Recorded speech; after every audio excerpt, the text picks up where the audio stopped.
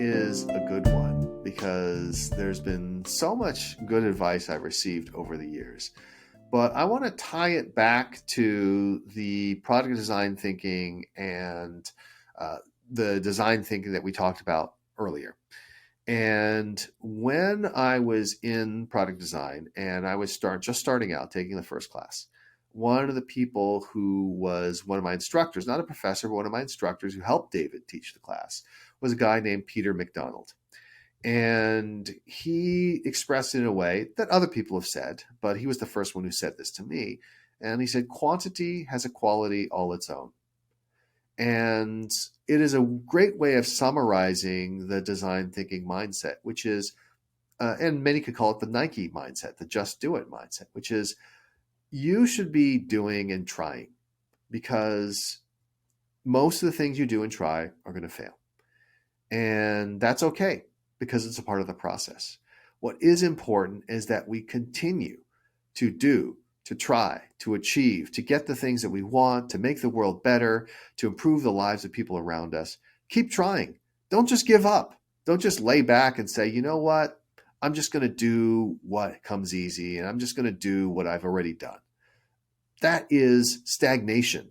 And inevitably, it's going to lead to your downfall because the world does not stay in place and the rules that you came up with and you follow so assiduously are going to no longer apply at some point in time. So quantity has a quality all its own. Always be trying, always be doing. Something that has influenced me a lot is if you look at what Steve Jobs taught the world, and not just about technology, but about a lot of things about how you should run your life. Many of the self-realizations that people have had looking at his life and the way he went about doing it. I think that has been fairly impactful. For example, his thing is that you can only connect the dots in hindsight, right? You cannot connect the dots when you're looking forward. It's only when you look back and you can kind of connect the things. The second thing that he said is that if you're trying to decide what area to work on, look at the thing that really excites you. Look at the thing, because finally you'll excel at something if it doesn't look like work to you. It should look like play to you. Now that was a very it's a very radical way of thinking about it. I wish I'd heard this saying again 30 years ago when I was in school and college. But I generally find some of his writings and his quotations very inspiring. Two things I would say. One is my dad.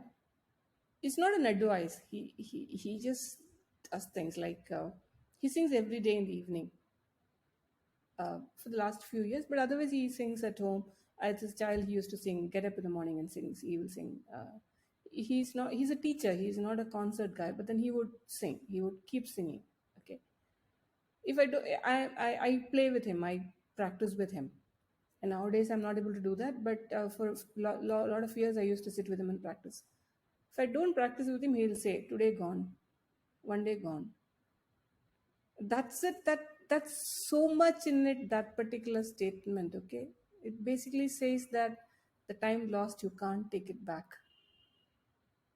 Whatever you do, you can't take back. So you have to make sure what you do with your time.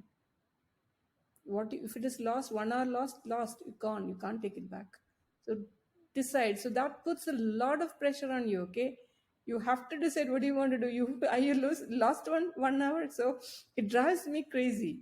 And second thing is, again, Sudhamurthy's saying, I don't quite remember what exactly it is, but it says that whatever situation it is, you may be in a disadvantageous situation, but identify the advantage of that and make use of it. So whatever situation, it may be disadvantages to you, but then try to identify what is the best what you can do at that time and take advantage of that. That situation may not arise and that vantage point we will not get. So I think these two are quite a bit of entwined into my the way I do things. Probably my father, and everybody has a certain unique relationship with their father, and the idea he never gave up. He was the hardest working guy I ever met in my life. He worked in a foundry, and for the Ford Motor Company. He would come home smelling like a foundry because he was just immersed in the foundry dust and the suit and stuff like that. And I just wondered what made this guy tick. What made him get up every day to do that? And he had a hard job, and it was just his nature. And he'd always tell me to never give up. Decide what your dreams are, and go out and tackle them. And when your father talks to you like that, it gives you that kind of inner feeling of the possible. Yes, I can do this. If my dad believes in me, I can do that.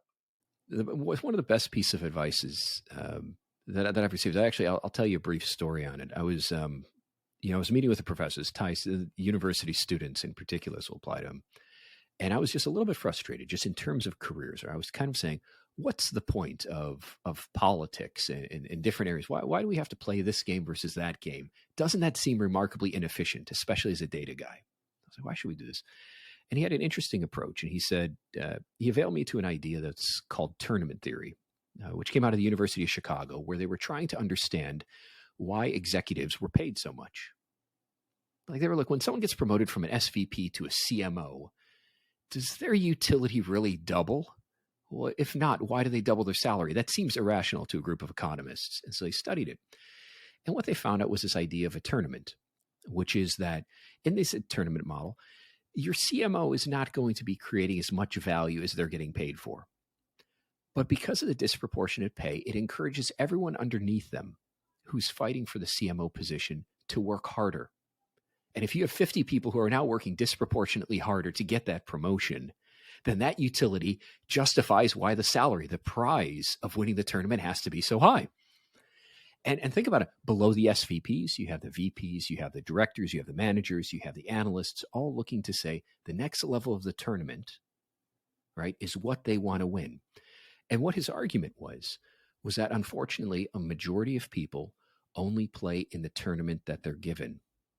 They don't explore all the possibilities of their life. They simply say, well, if I want to get promoted, or if I want to get to this next stage of my career, this is what everybody tells me I need to learn and I need to do.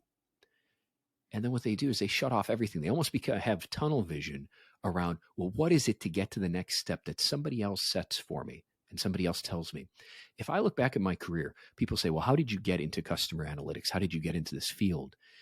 The most successful moments of my career have been when I was able to break apart from that and pursue something, not because I saw how it was going to help in terms of winning any particular tournament, but because I saw that there was potential just in the field and the idea itself. And I worry all too often that students, when I talk to them, they're focused, well, how do I get a job with this company? Or how do I do this particular job? And they turn off things that are naturally interesting to them, things that they would be passionate about and would love to do, because it's not part of the tournament that they've been slotted into. And so that advice is just to say, be always mindful about the tournament that you're playing in and the skills. And if there is something that's interesting where you see value and you see something that you can make a great career out of, don't turn it away just because it's not a skill that you need today.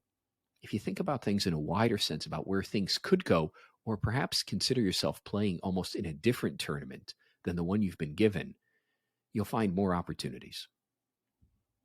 The best advice I would say, because the stock market is a place of very speedy gratification. The best piece of advice was my mentor telling me that you stay away from people who want to run too fast. So stick to what you do. Don't worry about how others are pacing their work, whether it's business or investing. So you set your own pace. I think that's the best advice which I got when I did not even know what I was going to do. Because after you finish your studies, there is this phase of uncertainty. So at that point, I think that we were able to set that correctly. I think it was given by the chairman of Unilever the first day I joined. Swami, I joined in Bangalore, and that was the last day on which Keki Dadi Seth was going to be the chairman of Hindustan Levers, as it was called, and he was moving to a global role. He flew down all the way from Bombay to Bangalore just for a few hours to meet and welcome the future leadership of the company. I asked him if there's a advice he would like to give me, what would it be? And he said that I think winning the battle in one's mind before winning it in the marketplace is very important. In the mindset that is required, you've got to play that game clearly in your mind, saying, look, this is what's going to happen, this is my plan, and this is how I things will pan out, and these are the challenges I'm going to face, right? Because the world is not waiting for you to come and roll out that plan. The world has its own plans. So what will you do if those plans are at loggerheads with what you see in the ground? How will you overcome and play that entire thing to that level of detail, right? Is going to be very important. I think that's a very valuable piece of advice anybody has given me. I'll give you two from my father, who long ago told me that the answer to every question is it depends. And just to recognize that the situation really does matter in terms of what you're answering. And the other thing is, he was a great help when I was thinking about leaving IBM and starting my own business. It was after the book Mass Customization came out. IBM offered me and my wife both 6 months salary to leave, and should we do that or should we stay, and so forth. And and I was really wrestling with this, and his advice was, son, whichever way you choose, you'll have a nice life. And it sort of like took the pressure off and said, okay. And then I would say, okay, well, then I'm going to go for it, right? I can always get another job. I'm going to go for it, see what can happen in this. And I'm very glad I did. I'm going to give you the piece of advice that I have to explain. So the advice was from an investments class I took as an undergraduate. And the advice was pay yourself first. Now that sounds super selfish. So the context of that was, if you're investing, you have to always invest. It's like dollar cost averaging, right? You don't want to like, hey, I'm not going to invest for a while because of compound interest, right? Compounding is a magical process in which, if you're consistent, you can actually, almost anyone can actually become wealthy if you wait 30 years. But it's the same thing of putting on your oxygen mask on the airplane before you help somebody else. If you are able to do what is necessary for you, that means you can share that with everybody else. So, it's not selfishness to want to do the best for yourself, because it means as social creatures, we can do the best for those around us, and we can bring all those together. So in my company, Immersion Neuroscience, I've had the pleasure of hiring 4 PhDs that trained in my academic lab, people that I love, I trust, I've known for, half my life.